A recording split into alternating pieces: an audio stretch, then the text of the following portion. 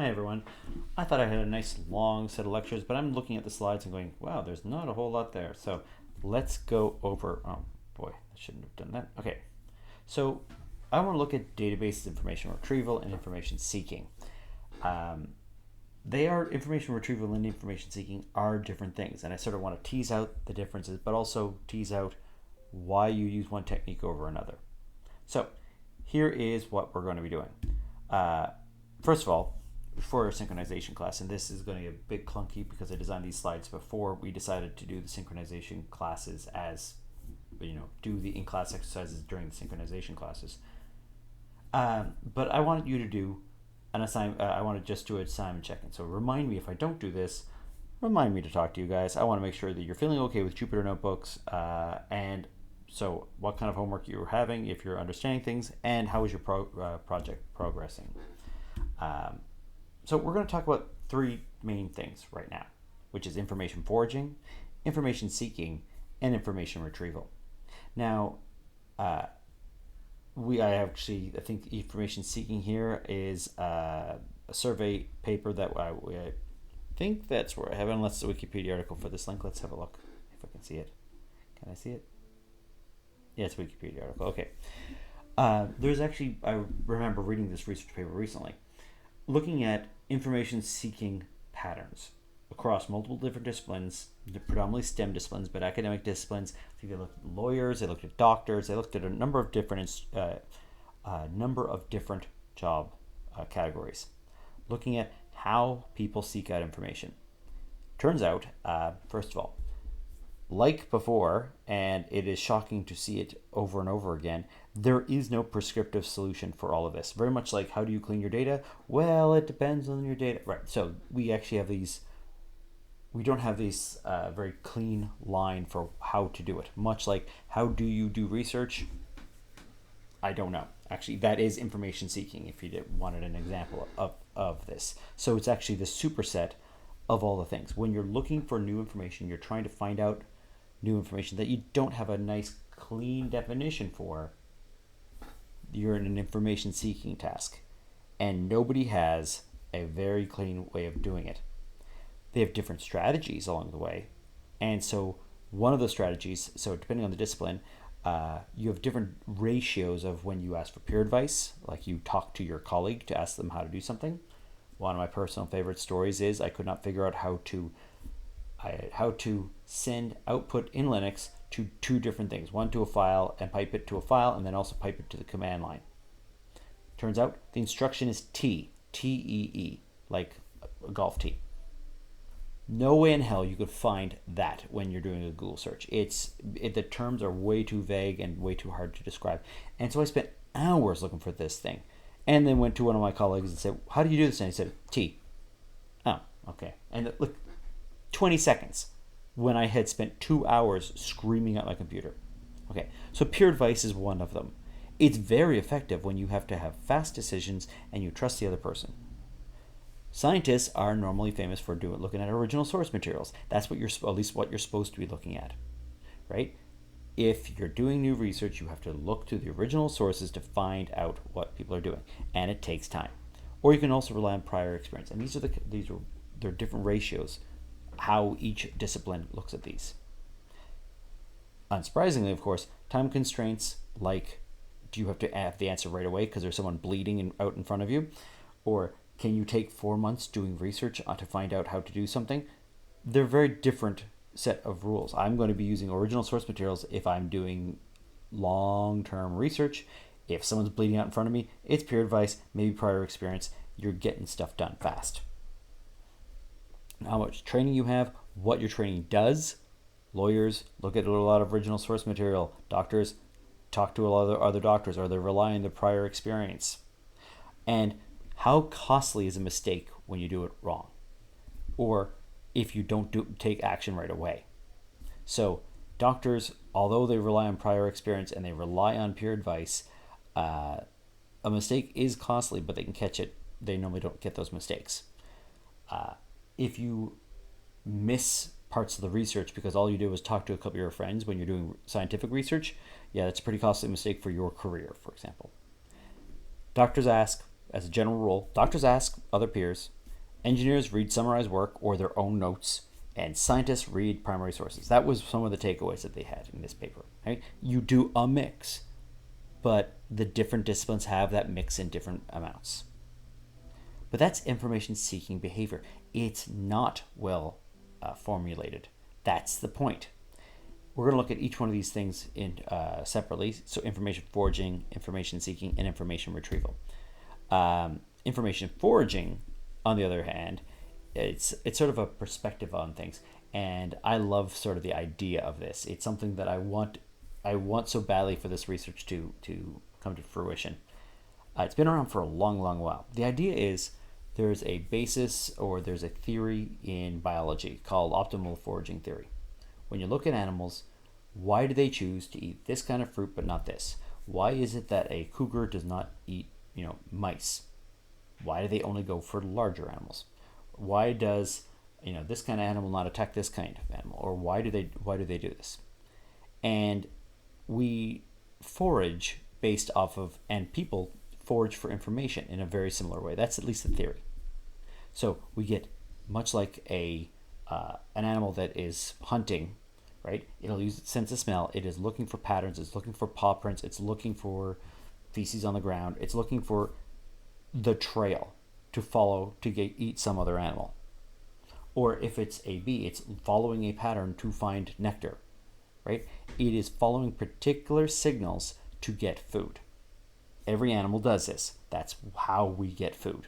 We are foraging around for information, and you're actually measuring the difference between I don't know if I have a slide on that. And we still have a bit more information foraging in there.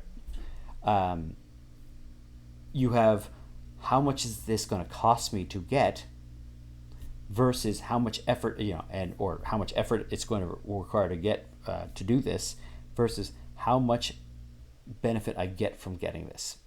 So a flower right in front, if you're a bee and a flower right in front of you, hardly takes any effort to get there. But then you have to go back to the hive. You might get a little nip on the flower. But if that flower doesn't have a lot of sugar or has not produced a lot of sugar for you to be able to, a lot of pollen and a lot of sugar for you to actually collect, then what's going to happen? You're not going to get enough bang for your buck. And so you'll see a lot of plants produce really ridiculous amounts of sugar or nectar to try and get bees to pollinate them. Clovers are a classic example. So you get a lot of bang for your buck, and so bees will go out of their way to get them. Versus how strong is the signal, right? There's certain flowers that actually have essentially like a landing pad. They have ultraviolet pathway for bees to follow to make sure that they get the nectar, giving them very strong signals. But bees also, what's the cost of doing this? If I have to go back to the hive, I want to make sure that the plant I'm landing on is worth it. If I am a cougar eating an animal, the animal I'm going to eat better be able to supply me with enough food. That's why warthogs, or lions don't eat bugs, right? There's protein in bugs. There's food in bugs. Not enough for a lion. Okay. And so I would like to take a little break, and we might try and do this if no one does it live. But if you want to get ahead of the game, let's try this out. I was hoping to do a quick break to motivate our work. And that break is, I want you to find out where this whole 80% of data scientists' time is spent cleaning data. The stats seem really wrong. As soon as I read it, I'm like, everyone's saying it, but I don't know where that stat's coming from. Let's go look it up. So, with that, do a search. Take the time, pause the video, do a search for something like this. 80% of the data scientists' time is spent cleaning data. You can also look up any little, not urban legend, but any figure of speech that comes along, like where does the rule of thumb come from? Some people may have particular things that they think that it is. It is probably not that. So you can look into that. Or anything, like something that you take on faith as an expression, or that that everyone just goes, yeah, that agreed upon knowledge that everyone has. Where does that come from? Where does it originate? Do a search for that, and then pause the video and then come back. And what we're going to do in class is we're going to actually post some of those searches on the Google Drive, but I want you to try that foraging now. Okay, notice what you did. How did you get there? How did you find what you were looking for, if you found what you're looking for? What were you using to determine what was a quality search? Did you just take the very first thing that you found? How many links did you go down? How many did you go to another search afterwards? Did you do follow-up researches, refinements? Did you realize that you went in the wrong site? Did you trust the site? Why did you choose a certain website versus another one? How did you avoid the same website twice? That's one of my personal favorites, right? How do you? Well, what happens when you click a link in HTML? It's beautiful. It's one of the best examples of information foraging. When you've clicked a link and you've visited it, what color does it turn? It turns purple instead of blue to indicate that you've already been there. That's a signal. That is what information foraging is for. This is a scent, is what it's called. It is telling you paths you've already gone down so you don't have to go down them again, and you'll go down a different path. That's actually how we go about following things. We're following particular scents in our data. And these are learned skills. These are not something you naturally do. And every discipline, every domain, every time we have a new kind of technology, the skills are new. The sense that people are generating refine over time. But if you watch someone that's older using Google to search for something, you will learn that it's a very refined, learned skill. It's not something that they just. My mom will write full-blown sentences and say "Thank you very much, Google" at the end of it in their search bar. Like it's a learned skill. Like the exact terms you need to get to get as close to your search criteria as you can. So we have a couple of ideas here. One of them is an information patch. This is where the information lives. So if I'm looking for academic research, I'm going to IEEE, the IEEE library. I might go to the ACM. I might go to Google. There's a bunch of different places that you should be going for your research. For example, for your project, I would love nothing more than if you did some actual research in actual academic papers to see what people have done before. Right? See what, to put your research in context. And that involves going to the IEEE and going to the ACM. It does not involve just a quick Google search for some guy's webpage one place. An information sent is things like a friend recommendation, the number of stars that the particular product has. The link title itself is a sent. It tells you how quality the thing is. If it says, if it's like one of those titles where it includes everything under the sun and doesn't really describe anything at all and it seems way too generic, yeah, there's a reason, right? How do you know what things to order on Amazon? How do you find things? You're following a scent, and they're making recommendations. So make it is part of the scent to find where to go next, right? How do you find items in a grocery store? It's a scent, essentially. It's not using your sense of smell. It is following the information and what you think is going to be useful. And your information diet is the expected caloric bang for your buck. It's the expected caloric intake if you get this. So lions don't eat bugs because if they did, they wouldn't get enough nutrition. There's a lot of calories on a zebra, so it takes a lot of effort to get one, but if you spend all day eating bugs all the time, you got to eat a lot of bugs for a lion. Humans used to, at least, not hunt bears very often. Every once in a while they would. But traditionally, it's a whole lot easier to go for a deer. Why? Because with a deer, you kill it, you get a whole lot of calories, and it doesn't eat you first. Right? The bang for your buck is you don't die and you feed yourself a lot.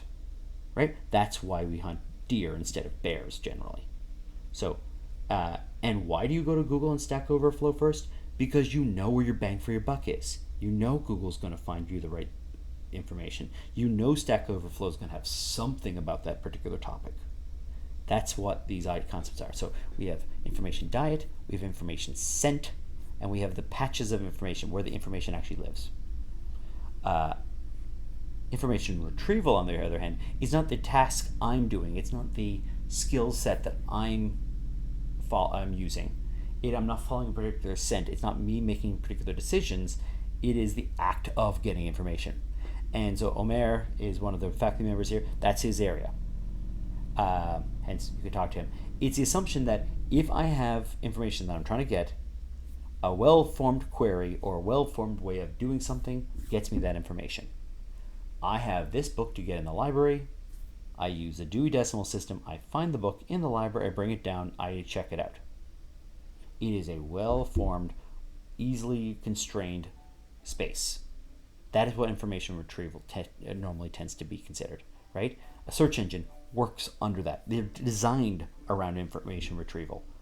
They're not designed for, originally not designed for these little, I don't know what kind of query I have. You put something in the search bar and you're expecting to get what your query was within the first. It may not be the very first link, but it's in there somewhere, presumably. That's what it's built around.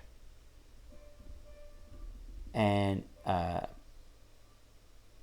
for example, if I wanted to find out how many Google Drive posts everybody made, that's a query. I can do it. I can go to Google Drive, my Google Drive, and just count the number of posts that I have there.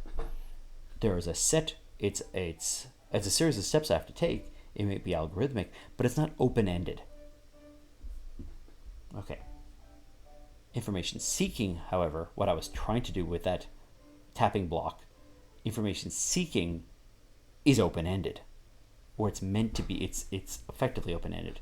It is, how do I go about learning about, and part of the process is me learning about the domain at the same time as I'm seeking out information. So anything that's not well formed, gives noisy results, that's the kind of thing for information seeking. I don't know exactly where I'm going. I'm hopefully get there eventually, but it's one of these unbounded time things, right? How do you do this?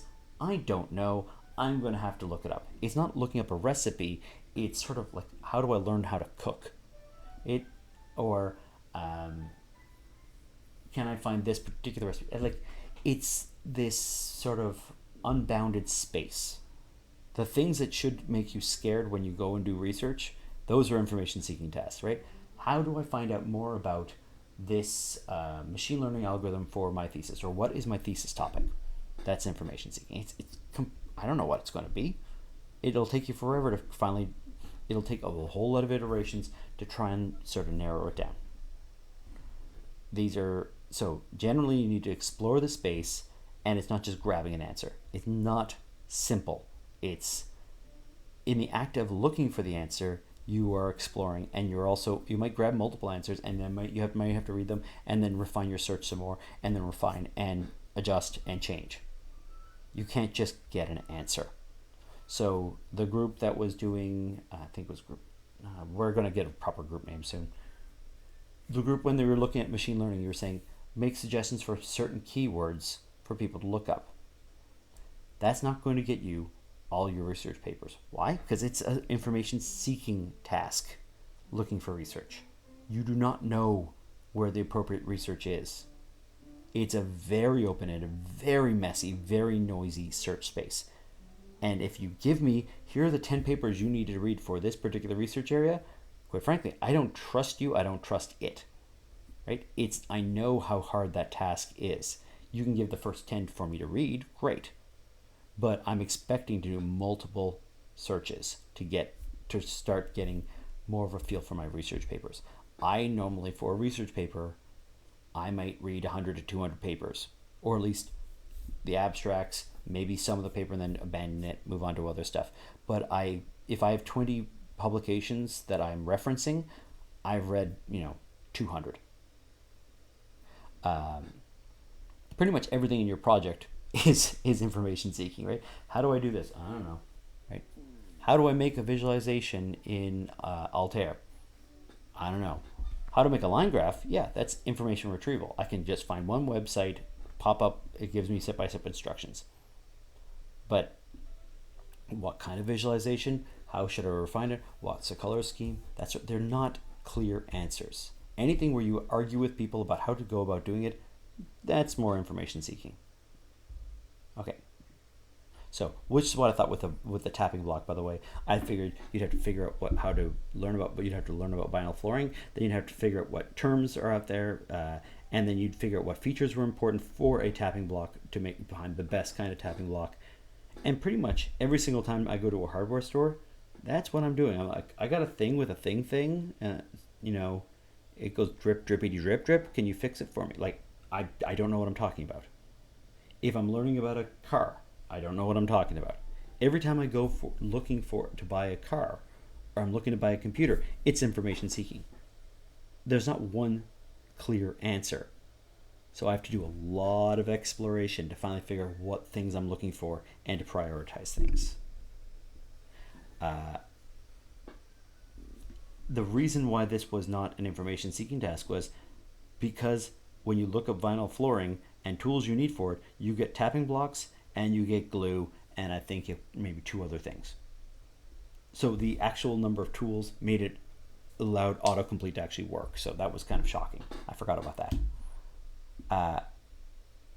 I always think things in terms of Street Fighter. So if you've ever played the video game, doing a dragon punch, information retrieval. How do you do it? It's exactly this. It's forward, down, diagonal, down, right? That's how you, and then punch. How to beat Street Fighter, how to be the best, how to be a great player in it, it's way more complicated than that.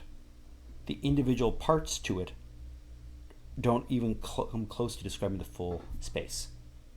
Or finding a library book versus finding all the information you need on a topic, right? One's really open-ended, one's very precise. Information retrieval is a mid-level task. You can quantify it, you can qualify it, you can measure it nicely. Information seeking, which most people are doing, is a high-level task, and it's unbounded. It actually makes evaluating these systems extremely hard because you don't know when you got it right, you don't know how long it's going to take. And because it's 50% faster, doesn't mean it's a better solution. So, well, what changes? Well, one of the things that changes is because it's an unbounded solution, I need to make a whole lot of queries. And that leads us to one of our big information retrieval things, which is what's called a dynamic query. So, let's see if I can actually do...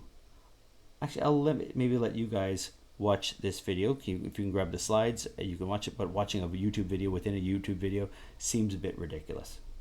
It's showing autocomplete. That's one of the big things about this. Autocomplete is a dynamic query to a very large extent. It is actually giving you a suggestion while you are typing to help prune your search space. What you want to be able to do is start working and be able to get some information to know if you're on a dead-end path or not as soon as humanly possible. Better examples, oh darn, I'm going to go to the next slide. Better examples like flights.google.com. Let's see if I can pop this up. It is so ubiquitous that you don't even know that they're doing it. So Ottawa to, let's say, Boston, because everything's in Boston. I always give Boston examples. Let's move it a couple of dates and let's do a search. And all right, how many bags do I have? What kind of airports do I want? What kind of price range? Oh, I have a nice little graph here. I can actually see, let's see here. If I do prices, there we go. Now, you may not realize what I'm doing there. If you were looking in the bad old days, back, your network connection wasn't as good, what would you do? You'd go, okay, I want this price, and I want this airline, okay, Star Airlines airline, and I want these times, and I put this information, I put all of these bits of information in, and then I'd press search. And then I would go, nope, missed it. Okay, how about under 33,000 and this and this and this? Search. Words can't describe how... Notice the difference in my behavior when I'm doing this, though. If I have this, I make little adjustments and I figure out what my results are right away. I can adjust on the fly. I can make my search space, the time it takes to do information retrieval, shrinks dramatically. My information seeking becomes a lot less costly per action, and suddenly I'm able to do I'm a lot more productive. I'm also able to make different queries I couldn't make before because I can actually compare and contrast over time versus these ballistic, I press the search bar and I get these exact results approaches. All right, let's try another one in case walk score from apartments, right? If I'm trying to figure out where I'm going to live in a city, here's the thing with the various walk scores. Here's a bunch of different apartments with these walk scores, and I can see compared to, let me see, do I have my 02176? And I can order it by commute time. I can figure out what my walk score has to be. I'm going to say 51 minutes. I'm going to take the bus and I'm going to go down. And can I live in Melrose, Massachusetts? I close that. No, I can't, it turns out. Oh, I want walk time. Maybe I want subway and light rail. Right. I get immediate results when I play around with this. I'm not having to push that, search button each and every time. Which means the rate in which I can query, the rate in which I can figure out more information about the system increases dramatically. That's why we have dynamic queries. And you don't realize how powerful they are until you take them away. If I had a search button here, you would hear the complaints and the screaming from me all the way wherever you are in Ottawa. It is shocking the difference between those two approaches. Okay, so that's a dynamic query. You really don't know that they're special until they get taken away. As soon as you get to like one of the CU Learn systems or something like that, and you put these 4 items in, and then you press search, right? If I'm looking for a particular course, I have to fill out these 5 different forms, and then I press search at the bottom. Once you get used to dynamic queries, you're like, why am I putting up with that crap? So, anyways, that's a dynamic query. So I like metaphors, if you couldn't tell. So I think it's a cool little metaphor. I wish there was a CSI Carlton. I don't think they have enough. They may have another Who song to be able to play, but the way you can think of this is information seeking is who killed the person, right? I'm trying to figure out, there's a body, I want to figure out who the murderer is. That's a big open-ended search space. It requires a lot of search, a lot of dead ends. It takes up a full hour of television, it seems. Or more perhaps in real life, right? Information foraging is when I interview somebody, I'm following a scent. I'm trying to figure out what the clues are telling me, what that person says, if they give some kind of hint of what the heck happened or what their motivation is. Are they lying to me? This is all information foraging. I'm trying to figure out information about the scene or about what happened in those events. Information retrieval might be something like, I'm going to run a fingerprint scan. I'm dusting for prints, I'm going to run a fingerprint scan and get the results. It is a straight query. It is, I do this 20 times a day. I'm going to run a blood sample, right? I do it 20 times a day, and I know what it's going to get. I know how to do it. It's not open-ended. Notice that information seeking, information foraging, and information retrieval have a whole bunch of different requirements, and their designs are radically different. The duration and the feedback that you give people are different. The foraging is also different because it's actually the person is doing the foraging, but you're giving them sense to tell them how to do something or hint at how to do something. So information foraging will give you hints to try and help your information foraging. Information retrieval allows you to just make a query and get an answer that you know. And information seeking is this open-ended, I don't know what I'm looking for, space.